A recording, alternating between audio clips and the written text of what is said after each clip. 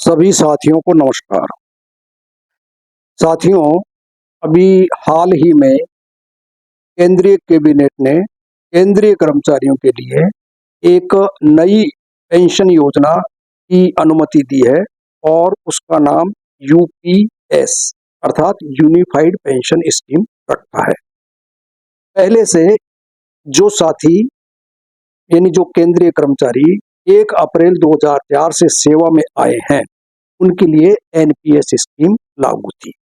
उससे पहले जो कर्मचारी सेवारत थे उनके लिए ओपीएस यानी ओल्ड पेंशन स्कीम लागू थी। तो ये जो नई स्कीम लेके आए हैं वो 1 अप्रैल 2004 के बाद जो कर्मचारी सेवा में आए हैं उनके लिए लागू होगी, लेकिन वो ऑप्शनल रहेगी। अर्थात वो चाहें तो एनपीएस ऑप्ट कर सकते हैं और चाहें वो नई जो स्कीम यूनिफाइड पेंशन स्कीम है उसको ऑप्ट कर सकते हैं। तो साथियों, बहुत सारी क्वेरीज मेरे पास आ रही है और वो जानना चाह रहे हैं कई साथी कि इस नई पेंशन स्कीम में और एनपीएस में कौन सी बेटर रहेगी।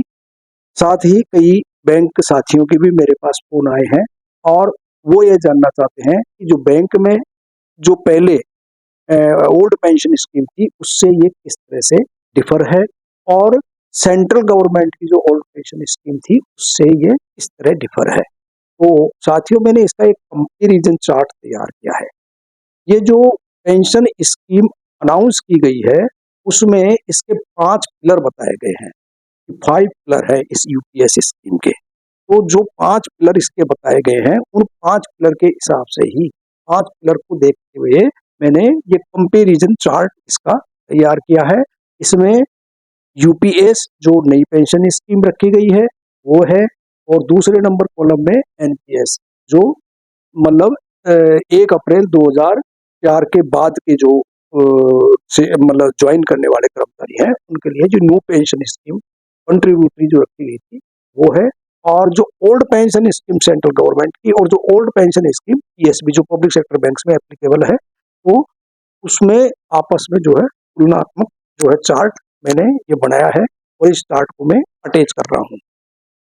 तो साथियों, यूपीएस में जो यूनिफाइड पेंशन स्कीम है उसमें जो पहला पिलर बताया गया है वो ये है कि यदि 25 ईयर्स की सर्विस हो जाती है, ये मिनिमम है, यानी मिनिमम 25 साल की सर्विस होनी चाहिए यदि अश्योर्ड 50% पेंशन लेनी है तो।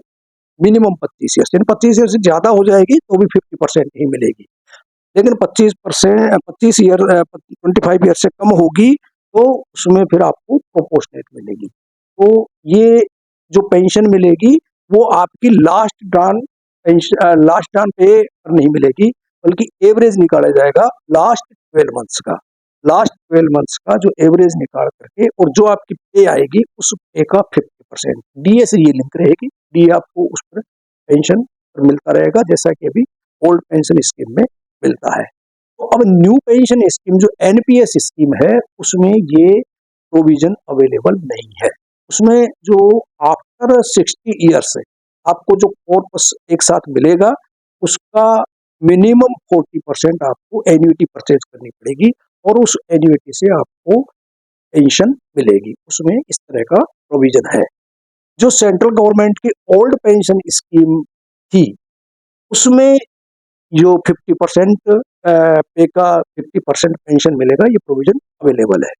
जो पब्लिक सेक्टर बैंक जो है उसमें जो ओल्ड पेंशन स्कीम है उसमें भी ये प्रोविजन अवेलेबल है, लेकिन उसमें यह है कि 33 ईयर्स की मिनिमम सर्विस चाहिएगी यदि 50% पेंशन आपको ड्रा करनी है और उसमें लास्ट 10 मंथ्स का एवरेज निकाला जाता है।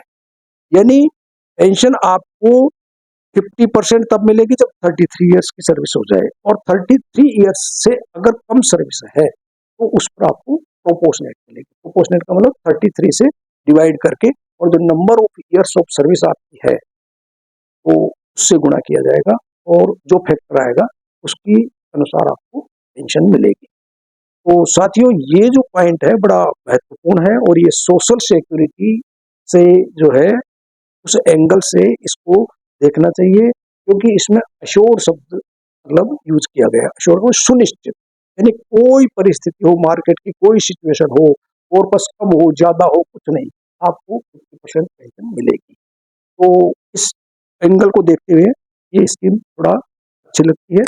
और जो दूसरा पिलर इसमें बताया गया है वो ये है कि assured 60% family pension, 60% of pension, 60% of pension, इसका मतलब 30% ऑफ पे, यानी जो आपकी पेंशन बनेगी उसका 60% अश्योर्ड फैमिली पेंशन है, और जो आपकी पे लास्ट टाइम जो पे रहेगी उसका जो है आपको 30%, मतलब मोटे तौर पर ये समझ लो, यदि 1 लाख रुपया आपकी पे है लास्ट 10 मंथ्स की, लास्ट 12 मंथ्स की एवरेज, उस 1 लाख पर 50% 50,000 आपको सुपर एन्युएशन पेंशन मिलेगी।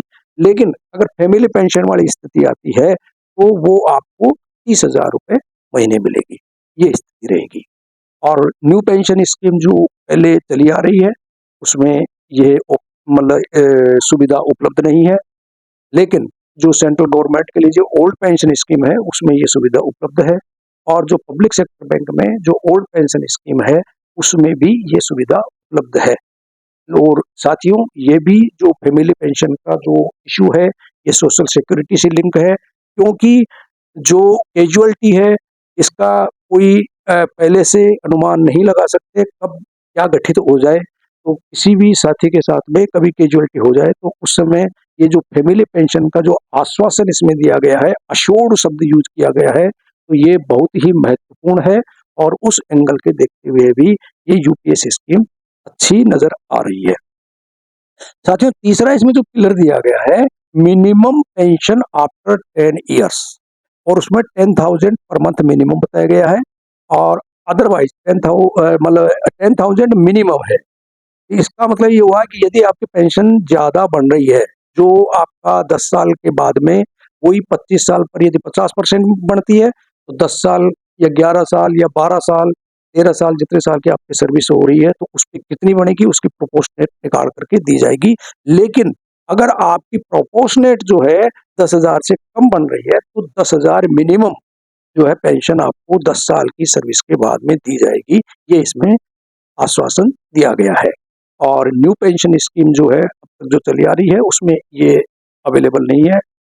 और जो सेंट्रल गवर्नमेंट की ओल्ड पेंशन स्कीम है उसमें भी अगर 10 ईयर्स की सर्विस हो जाती है तो पेंशन अवेलेबल है, 50% जो है उसमें मिलती है। और जो पब्लिक सेक्टर बैंक्स में भी अगर 10 साल की सर्विस हो जाती है तो आपको पेंशन मिलेगी, और वो प्रोपोर्शनेट मिलेगी, यानी वही 33 ईयर्स से डिवाइड होगी, 33 ईयर्स पर ही 50% पेंशन आपको पब्लिक सेक्टर बैंक में ओल्ड पेंशन स्कीम में मिलेगी। फिर साथियों जी, इसमें चौथा पिलर दिया गया है वह है डियरनेस अलाउंस ऑन पेंशन, यानी जो आपकी पेंशन है वो महंगाई सूचकांक से लिंक रहेगी और उस पर डियरनेस अलाउंस मिलता रहेगा। न्यू पेंशन स्कीम में ये एप्लीकेबल नहीं है, अवेलेबल नहीं है। अ, और चूंकि जब पेंशन ही उसमें अश्योर्ड पेंशन ही नहीं है न्यू पेंशन स्कीम में, तो डीए वाली बात तो आती नहीं है। और जो सेंट्रल गवर्नमेंट में ओल्ड पेंशन स्कीम है उसमें ये अवेलेबल है, और इस समय जनवरी और जुलाई माह में इस पर डीए चेंज होता है। और जो पब्लिक सेक्टर बैंक में ओल्ड पेंशन स्कीम है उसमें भी ये डियरनेस अलाउंस जो है अवेलेबल है, और ये फरवरी और अगस्त महीने में मिलता है। पब्लिक सेक्टर बैंक में फरवरी और अगस्त महीने में पेंशनर्स को मतलब डीए चेंज होता है, और जो वर्किंग एम्प्लॉई है उनको साल में 4 बार डीए चेंज होता है। वो फरवरी महीने में, उसके बाद में मई में, और उसके बाद में अगस्त में, और उसके बाद में नवंबर में। यानी जो वर्किंग एम्प्लॉई है उसको 4 बार, और जो रिटायर्ड एम्प्लॉई है उनको 2 बार, ये चला आ रहा है। पांचवा जो पिलर इसमें दिया गया है वो दिया गया है कि आपको लमसम पेमेंट भी किया जाएगा। लमसम पेमेंट का इसमें फार्मूला दिया गया है कि आपको एवरी 6 मंथ की सर्विस पर आपका पे और डीए का 1/10 यानी 10वां हिस्सा। और ये सबसे बड़ी चीज ये है कि जो लमसम पेमेंट मिलेगा, अब लमसम पेमेंट का आप कैलकुलेशन यदि करके देखो तो यदि 6 महीने की सर्विस पे आपको 10वां हिस्सा मिलता है तो इसका मतलब ये हुआ कि 5 साल के सर्विस पे आपको 1 महीने की ए और डी ए, ये जो लास्ट ड्रान होगा वो आपको मिलेगा। और 5 साल पर एवरेज अगर 30 साल के आप लेके चलते हो तो 6 महीने की आपको एओडीए लमसम अमाउंट के रूप में मिलेगा। और मेन चीज ये है कि ये नॉट रिफंडेबल है, मतलब ये रिफंड नहीं करना पड़ेगा आपको, बस एक मुश्त मिल गया। और जो न्यू पेंशन स्कीम जो पुरानी अब तक चली आ रही है, उसमें मतलब ये है कि 60 साल के बाद में जो आपको कॉर्पस मिलेगा तो उस कॉर्पस का आप 60% मैक्सिमम ले सकते हो, लेकिन वो उसका कितना अमाउंट होगा ये कुछ कहा नहीं जा सकता, क्योंकि आपका जो एनपीएस अमाउंट है वो उसमें इन्वेस्टमेंट किया जाता है और मार्केट जो पोजीशन रहती है उस पर वो डिपेंड करता है, वो कम ज़्यादा हो सकता है, उसकी कोई गारंटी वाली स्थिति नहीं है। लेकिन इसमें अश्योर्ड है कि आपको लास्ट एक का और डीए का 1/10 हर 6 महीने की सर्विस के हिसाब से भुगतान आपको रिटायरमेंट पे किया जाएगा, ये इसमें गारंटेड है। जो सेंट्रल गवर्नमेंट की ओल्ड पेंशन स्कीम है उसमें इस तरह की सुविधा तो उपलब्ध नहीं है, लेकिन कम्यूटेशन की सुविधा उपलब्ध है और वो कम्यूटेशन आपकी पेंशन का मैक्सिमम 40% तक हो सकता है। लेकिन लेकिन इसमें ये स्थिति है कि ये जो कम्यूटेशन का अमाउंट है रिफंडेबल होता है, आपको 15 साल में इसको रिफंड करना पड़ता है, हर महीने आपकी पेंशन से कटौती होती रहती है। हाँ, लेकिन एक चीज है, अगर पेंशनर की डेथ हो जाती है कम्यूटेशन रिसीव करने के बाद, कम्यूटेशन मिलने के बाद अगर किसी पेंशनर की डेथ हो जाती है तो उस स्थिति में उससे वो अमाउंट रिकवर नहीं होता है, ये कम्यूटेशन में प्लस पॉइंट है। और यही same situation public sector bank में ओल्ड पेंशन स्कीम में है। फर्क ये है यानी रिकवरी उसमें भी 15 साल में ही होती है पब्लिक सेक्टर बैंक में, लेकिन पब्लिक सेक्टर बैंक में जो कम्यूटेशन अमाउंट है वो मैक्सिमम पेंशन का 1/3 हो सकता है। और इसमें भी वही प्रोविजन है कि अगर पेंशनर की डेथ हो जाती है तो उसको फिर आगे के लिए रिकवरी नहीं होती है। तो साथियों, ये जो 5 पिलर यूनिफाइड पेंशन स्कीम में बताए गए हैं उसको मैंने डिटेल बताई है और एक तुलनात्मक चार्ट जो है बनाया है और इसको मैं अपलोड कर रहा हूँ, आप इसको देख सकते हो। अब जो अदर फैक्टर है, अदर फैक्टर ये है कि जो यूपीएस है, यूनिफाइड पेंशन स्कीम में भी एम्प्लॉय को 10% कॉन्ट्रीब्यूशन देना होगा। और ये जो 10% जो कंट्रीब्यूशन एम्प्लॉय देगा तो ये उसको वापस नहीं मिलेगा। जो न्यू पेंशन स्कीम है उसमें भी एम्प्लॉय को 10% कॉन्ट्रीब्यूशन देना होगा, लेकिन वो जो है एम्प्लॉय को वापस मिल जाएगा। जो old pension scheme central government की है और जो पब्लिक सेक्टर बैंक में ओल्ड पेंशन स्कीम है, इन दोनों में ही एम्प्लॉय से कॉन्ट्रीब्यूशन का कोई प्रोविजन नहीं है। यद्यपि दोनों ही में यानी सेंट्रल गवर्नमेंट और पब्लिक सेक्टर बैंक दोनों में एम्प्लॉय का पीएफ कटता है, लेकिन और वो पीएफ भी इस समय वही जो आपकी बेसिक पे का मतलब 10% करता है, तो वो पीएफ आपको जो है वापस सेवानिवृत्ति पर जो भी इंटरेस्ट है उस इंटरेस्ट समेत वापस मिल जाता है। तो इसमें यह है कि वो आपको वापस रिफंडेबल है।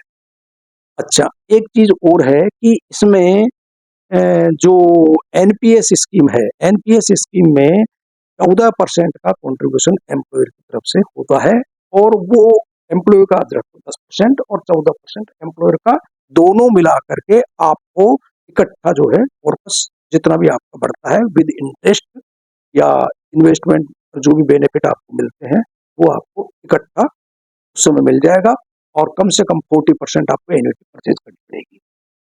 जो इन्होंने नई स्कीम रखी है यूनिफाइड पेंशन स्कीम, इसमें जो एम्प्लॉयर का कंट्रीब्यूशन है 18.5% होगा। यद्यपि इसमें एम्प्लॉयर का कंट्रीब्यूशन से एम्प्लॉय को किसी तरह का जो है हानि लाभ नहीं है। उसका कारण क्या है कि इसमें जो भी प्रोविजन किए गए हैं वो गारंटेड है। जैसे लास्ट में लमसम पेमेंट मिलेगा, गारंटेड है। 50% पेंशन मिलेगी, गारंटेड है। फैमिली पेंशन मिलेगी, गारंटेड है। तो इसलिए उस कंट्रीब्यूशन से एम्प्लॉय को कोई फायदा नहीं है कि एम्प्लॉयर 18.5 कर रहा है, ज्यादा कर रहा है, कम कर रहा है, क्योंकि लास्ट में अगर अश्योर्ड 50% पेंशन देने के लिए गवर्नमेंट के पास में फंड कम पड़ता है तो गवर्नमेंट को अपने पास से उसको ऐड करना पड़ेगा, क्योंकि गारंटेड है, स्कीम अश्योर्ड है। और साथियों, कुछ और बिंदु यह है कि unified pension scheme central government employees के लिए 1 अप्रैल 2025 से लागू होगी और जो ऑल एम्प्लॉय 1 अप्रैल 2004 के बाद में जिन्होंने ज्वाइन किया है वो यानी ऑप्शन है उनके पास कि वो चाहे तो यूपीएस में रहें, चाहे तो एनपीएस में रहें। और 1/4/2004 से और 1 अप्रैल 2025 के बीच में जो भी अगर रिटायर्ड हो गए हैं साथी, तो उनको भी इस स्कीम का लाभ मिलेगा और उनको एरियर भी मिलेगा। यद्यपि ऐसी संख्या बहुत ही कम होगी, क्योंकि 1 अप्रैल 2004 से और 1 अप्रैल 2025 अभी 21 साल का ही समय हुआ है, तो बहुत कम साथी रिटायर हुए होंगे। तो लेकिन उनके लिए प्रोविजन रखा गया है कि वो यूपीएस में स्विच कर सकते हैं और एरियर ले सकते हैं। और जो अब निष्कर्ष निकल करके आता है साथियों, तो ये है कि जो एनपीएस में रिटर्न है वो मार्केट सिचुएशन पे डिपेंड करते हैं, यानी कम ज़्यादा हो सकते हैं, हो सकता है बहुत ज़्यादा भी हो जाए, हो सकता है बहुत कम भी हो जाए। इसलिए उस फैक्टर को कंसीडर करते हुए, सोशल सिक्योरिटी पॉइंट को कंसीडर करते हुए जो अशोर्ड 50% पेंशन का ऑप्शन दिया जा रहा है, जो अशोर्ड 60% फैमिली पेंशन का प्रावधान किया जा रहा है, वो प्रावधान को देखते हुए यूपीएस स्कीम एनपीएस से बेटर लगती है। क्योंकि बैंकों में भी जब 1995 में पेंशन स्कीम आई थी, उस समय पीएफ की स्कीम थी, यानी जितना पीएफ एम्प्लॉय का कटता था उतना बैंक की तरफ से कंट्रीब्यूट किया जाता था और दोनों पे इंटरेस्ट मिलता था। उस समय बैंकों में रेट ऑफ इंटरेस्ट बहुत हाई थी, 13-14% तक थी, और इसलिए कई साथियों ने कैलकुलेट किया था, भाई हमें बहुत पैसा मिलेगा और उस पैसों को इन्वेस्टमेंट करेंगे तो वो पेंशन से ज़्यादा मिलेगा। लेकिन साथियों बाद में एफडी की इंटरेस्ट रेट गिरती गई, 6-7% पर आ गई और उनका कैलकुलेशन फेल हो गया। और उसके बाद में आईबीए से उन्होंने दोबारा डिमांड करी और 2010 में सेकंड पेंशन का ऑप्शन आया, लेकिन उसमें उनको अपनी तरफ से कुछ फंड कंट्रीब्यूट करना पड़ा। तो ये एक एग्जांपल आप सभी के सामने है, और इस सारी स्थिति को देखते हुए जो निष्कर्ष जो मैं मानता हूं कि एनपीएस की तुलना में यूपीएस सोशल सिक्योरिटी पॉइंट से ज़्यादा बेटर है। और जो भी फ्यूचर में अपडेट इसके आएंगे मैं आपको अपडेट कर दूंगा। धन्यवाद साथियों।